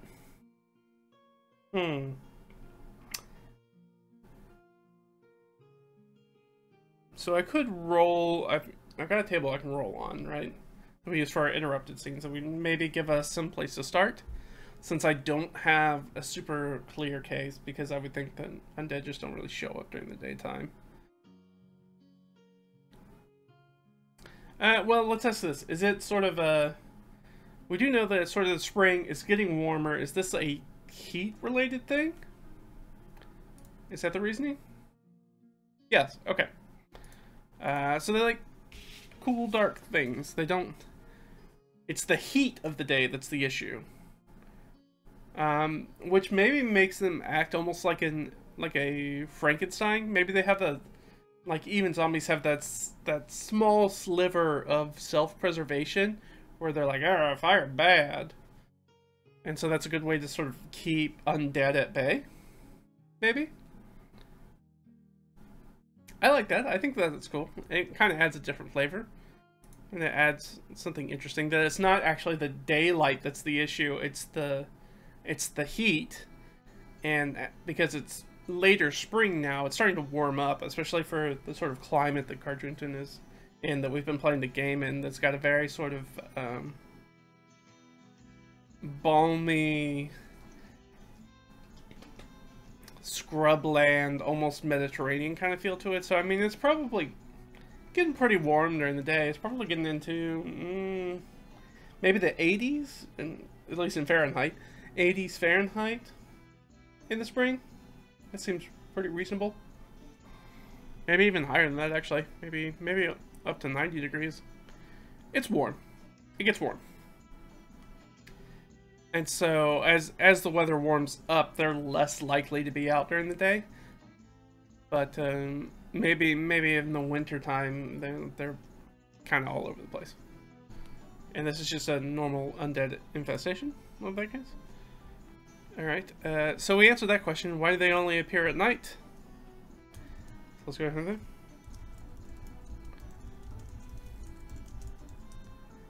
there. And actually, because they're heated verse. Okay. Alright, so let's go. So we're just kind of going up the list. So that's a good one, but it doesn't really give us a ton of information. It tells us that fire is probably a really good thing to use against the undead, which we have used a little bit before, but now keeping that in mind, we can make that play a little bit differently narratively. So maybe they'll start making like morale checks or something like that if we start using fire against them.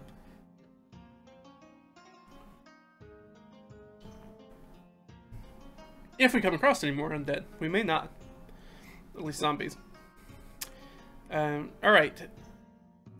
So, does he know what's caused this infestation? What do we think the likelihood of that is? I kind of am inclined to be like, no, probably not. I think that's a -3. I don't think he probably knows. His business isn't even up and running at this location. Oh, that's still 12. So 12 is yes. Alright, so he does know, or at least has some sort of idea of what he thinks the source is. So the big question that we had already, and we can clarify that, is it related to the slaver's affliction? Or I guess let's go with, is it amorously translated? Is it a sexually translated kind of thing? I think that's 50-50. No, alright, so it's not sexually transmitted. So is it transmitted by amorous activity? No. Is it related to slaver's affliction? We still don't really have any clues giving that one way or the other than the peddler wanted the blood from somebody who is afflicted with it, with the disease, but otherwise we have no clues as to if that's in any way related to the undead. So now we just get a question. We have a medical, again, professional, right? Not maybe a super trained physician, but you know, somebody who has some practical experience in medical things, and it's probably clearly it's dealing somewhat with undead. And said, is this related to? Is this caused? Let's say that not related. Is it? Let's do cause, and if cause is no, then is it related? Is it caused by slaver's affliction? No. Is it related to slaver's affliction? Yes. Okay. And this is, that might seem like a weird question, and the only reason I asked that is because this is one of those weird bits of knowledge you just pick up in life and you hold on to for whatever reason. Just trivia information that you just kind of hold into your head for some reason. Just lands there and sticks. And that's because there's the idea of something that's called comorbidities, which is basically diseases or conditions that tend to show up with each other. Like, it's not necessarily one that causes the other. They're correlation, not necessarily causation. So it is a sort of comorbidity. Which that term might not quite be right, because I think, well, it might be because it's sort of an ongoing condition rather than a very specific sort of like, I'm getting in the weeds. Let's not get in the weeds. Let's pay attention to what we're doing. Alright, so where was it? The gas revenge enemy.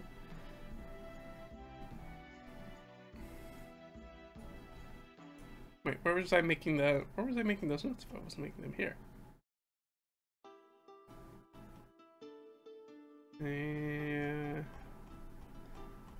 Was I making it up here? Yeah, I forgot where I was making it. Alright, well, that's okay. Oh. Why is there... Okay.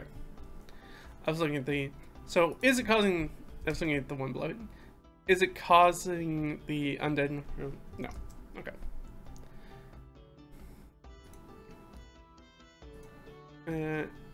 Is it related to slaver's affliction? Yes, comorbidity. Is it supposed to be hyphenated? I can never remember. Is comorbidity supposed to be hyphenated? I don't think so. I think it's supposed to say that way. Oh, yeah. Otherwise it'd give me the little yellow squiggle, and it hasn't done that. Alright. So are the undead related to the slaver's affliction? Yes. These tend to be something that shows up. So I'm gonna guess that a lot of the undead show signs of having had slaver's affliction, but that, as far as Delg knows, is not what's turning them into undead. I guess we can ask, does he know why the cult of Narimana is fighting the undead? I think it's highly unlikely. I think that's a -5. He didn't have any clue. Okay.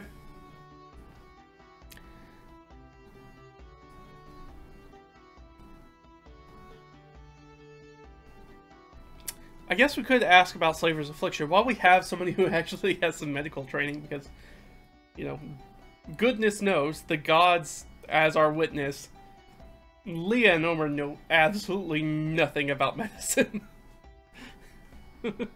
They're very smart cookies, but not in that realm.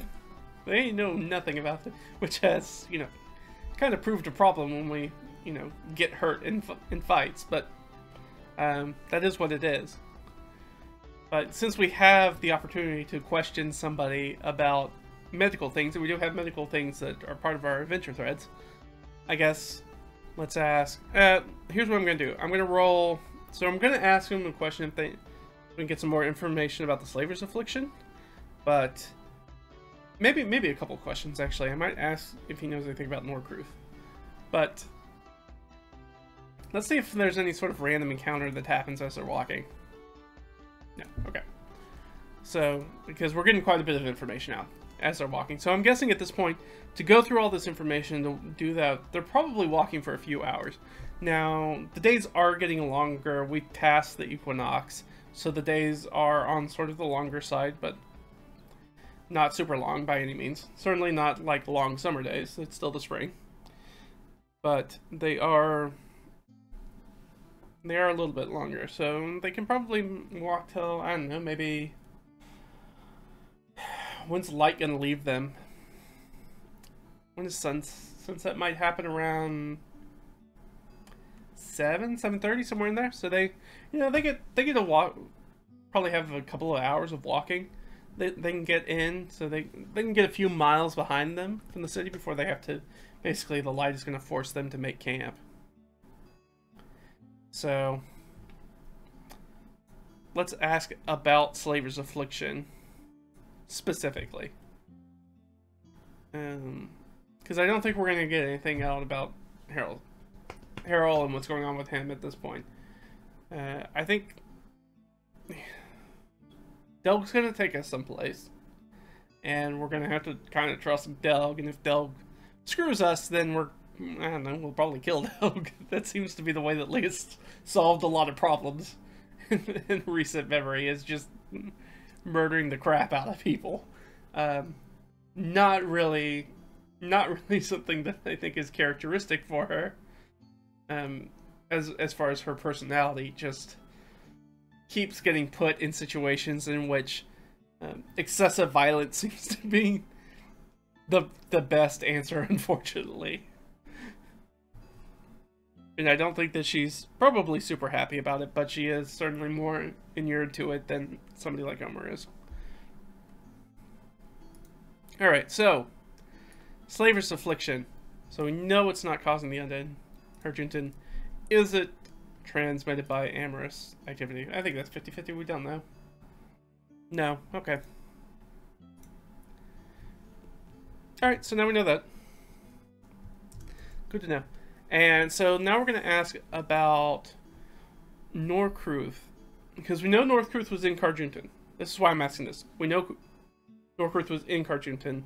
We know that Norcruth first approached Lia when we first met him to talk about two things. One of those things was the Water Myrmidon, the elemental, the corrupted elemental that we've already dealt with. The second thing is that Norcruth is a slaver, and his slave stocks have Slaver's Affliction, which is bad for him, right? He's got rotten stock, which is incredibly dehumanizing, but he's got, you know, sick people, and sick people don't make for good coin. And so he wanted our help with that, and we definitely did not do that. But Norcruth was also in the city, so if Norcruth was in the city, he might have talked to a medical professional, like a barber surgeon. Have you talked to Norcruth? Norcruth doesn't really strike me as a let's go to the Capitol Hill kind of guy. It's probably not, I don't think that's really his scene. I think he's more of a dingy underbelly kind of guy for the most part. So I'm going to say -3, but we should ask the question anyways. Alright, so the answer is no. So, did Norcruth come to see Delg? The answer is no. Okay. So, I'll just make a note of that. I don't think that it's probably going to amount to anything, but we have him here, we should ask that.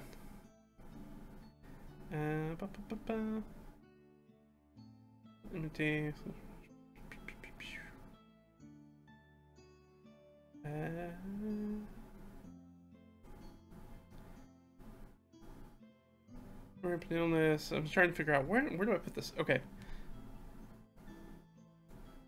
No, I guess just down here.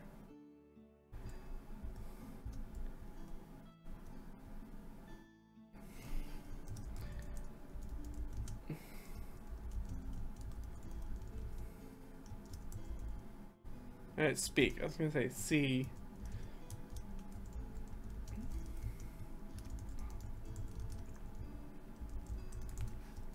I'm just gonna bold these real fast, just to make it a little bit easier to skim. So Del, who's a new NPC that we will need to add, and what I'm probably, maybe that's what I'll do over the next week, is that maybe what I'll do is I will make a brand new. I always try to put it over here. Camera's over here, dum-dum.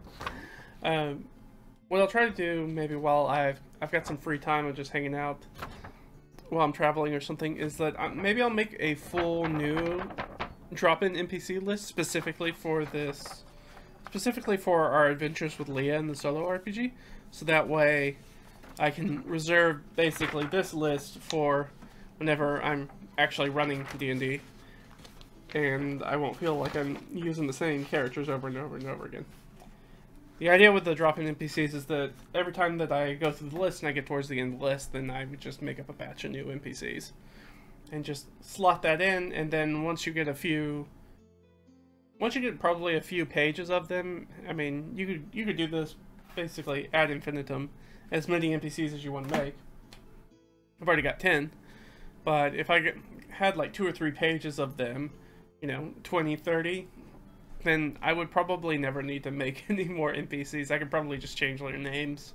And by the time I run through 30 random NPCs, I would probably be, you know, who knows how many separate campaigns deep at that point, that even if I was playing with the same players, they probably wouldn't recognize it's the same NPC anymore if as long as I change the name.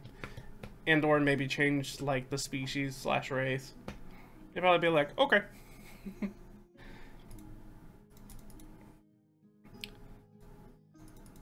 Alright,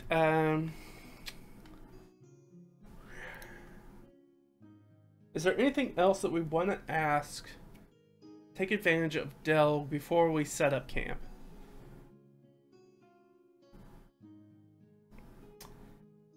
I don't think so. I think next time we run, next time I think we'll set up camp this time, and then we'll start maybe next time with like the overnight camp to see if there's any sort of random encounters, and then in the morning and walking after that we can learn some more about the destination they're getting to. We can dive into a little bit more after, you know, the group has broken bread together and they've had some conversation, they've traveled together, and you know, they're going to go to sleep and nobody's going to wake up in the morning to find somebody else's throat slit. Fingers crossed. That there'll be at least be that baseline of trust that maybe he'll start to tell them something. Because if they were going to ambush him, they would have probably done it by now that they're a few hours out of town. So, yeah, I think... So we're going to look for a place to set up camp. I think that is probably a survival check. Lia is not trained in that, neither is Omer. But Lia has a negative wisdom, so we're probably going to rely on Omer to see if he can find a good place for them to basically set up camp. Some place that's going to be maybe a little bit off the road, that's not going to let them... It's not going to be... It's going to put them both as a good campsite as far as, like, you know, protects them from the wind and, you know, helps them like keep a fire going, that sort of stuff. But at the same time, we'll also protect them maybe from prying eyes as much. They're looking for a good campsite. That's a really roundabout way to say, can they find a good campsite? Probably not.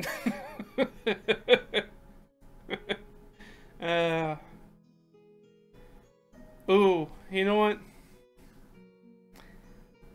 We didn't ask Delg to do it, but Delg should have probably done that, because I assume that Delg's going to end up, and I'll probably make an NPC sheet for Delg, since he's going to be traveling with us for at least a little bit.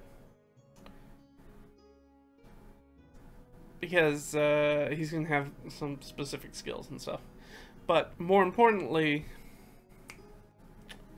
he would probably have a positive wisdom, because that's what we use for medicine. Regardless, even if he only had a +1, that'd be an 8. So let's see the DC. Nope, that's a DC 12. So they kind of look around for a while, but it's already getting kind of dark, and they're kind of have to make the best of what they have. So they're kind of in not a super great situation. They're kind of a little exposed. It's not really a great thing. It's probably something where like people can probably see the campfire from the road, which is maybe not the greatest thing in the world, but that's what it is. So that is probably what I'm gonna do. Is that I guess I'll go ahead and roll for their overnight encounters, and I think that's where we'll end this session. Because I am going to give them basically advantage on that roll. Advantage / disadvantage, so if one of them rolls a... yeah, you'll see. Okay, 2 and 3. Alright, so they are undisturbed overnight. Good to know. Alright, they're back up. Lia will be back up a spell. Hooray. Certainly we have not done nearly enough since our last level up to really account for any sort of advancement. I guess one last thing that we should check is there... And Lia will do that while she's kind of like sitting around the campfire. She'll pull out her spell book and flip it open, kind of flip through the pages. Like I said, there's sort of like random passages just kind of littered throughout every once in a while. They kind of appear and disappear on the pages. That sort of Harold's stream of consciousness. Is there anything in there about Delg? Yes. And that's where we're going to leave it. I'll have to figure out what that is next time. So, that'll be fun. So we're going to find out what it has to say about Delg. I got to make a note for myself to remember to do that first time. Alright. So we did that. We're accompanying him out. We already did all that good stuff. So what we're going to do is, what does Harold's passage say about Delg?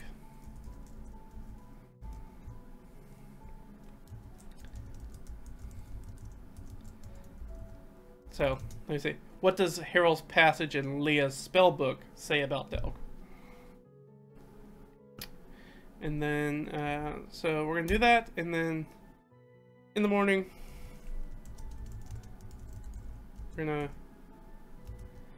to break camp. We're going to start asking Delg about where they're going. Because as far as we know, Delg did not tell them to get any specific rations or supplies or anything like that. Or if he said it to Omer, he did not communicate any of that to Lia. And that... I kind of did that because I kind of was going off the assumption... the sort of 5e design considerations is that using the adventure tiers... If you are unfamiliar, the adventure tiers, there are 4 adventure tiers in D&D 5e. They are 1 through 4. These are the levels. Levels 1 through 4, levels 5 through 10, levels 11 through 16, and levels 17 through 20. And they basically represent different bands of challenge, different things that you might do in those adventures. So the idea is that levels 1 through 4, you're dealing mainly with local things, local threats, local issues, things of that nature.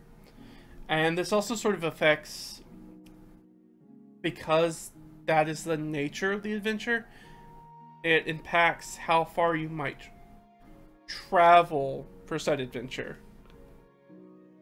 So while in, you know, level 17 through 20, you're big damn superheroes and you're saving basically the world or different planes of existence. You're plane hopping and going to the Nine Hells and going to the Shadowfell and the Feywild and doing all these crazy things and fighting gods and Vecna and all that good stuff, right? That's way different. That's a way different type of game, right? That's a different gear than what our game's in right now.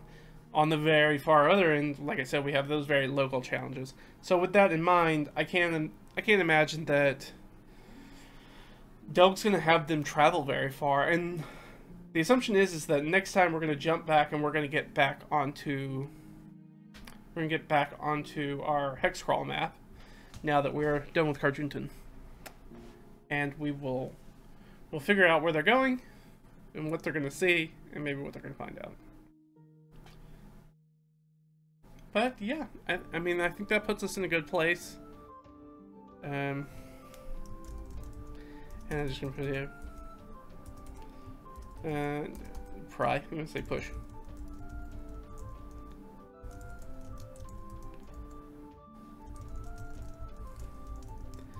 Push for more information about Harold and the ongoing threat. That's what they're gonna plan to do next time. So that'll be sort of where we'll pick up next time. Alright, let's see. I guess we can get out of here. That's good. We covered everything that I wanted to do. We only had the 2 goals, which was get out of the city and find Harold's contact. We did both those things. So, session success. It really doesn't go any better than that. We literally did not have to fight anything, which is good, because that probably wouldn't have gone super great for us at this point. But we've had our long rest. We're filled back up on spells, -1 that we're going to use for mage armor, of course, every day. Because you got to pay the mage tax. You have to pay that wizard tax of mage armor every day. Yeah, let's hop out. Go back over here. We don't even look at this junk anymore. This junk. So let's see. Is there? Let's see. I'm trying to think if there's anything else we need to cover before I stop kicking stuff. Is there anything we need to cover before we get out of here? That's empty.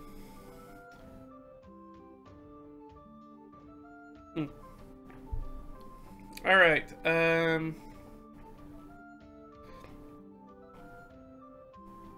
Well, still working for the follower count. I should mention that on Twitch. I'm really bad about promoting that for some reason. We are still, working on our way to get to 50, slowly but surely. Don't call me Shirley, but we'll get there.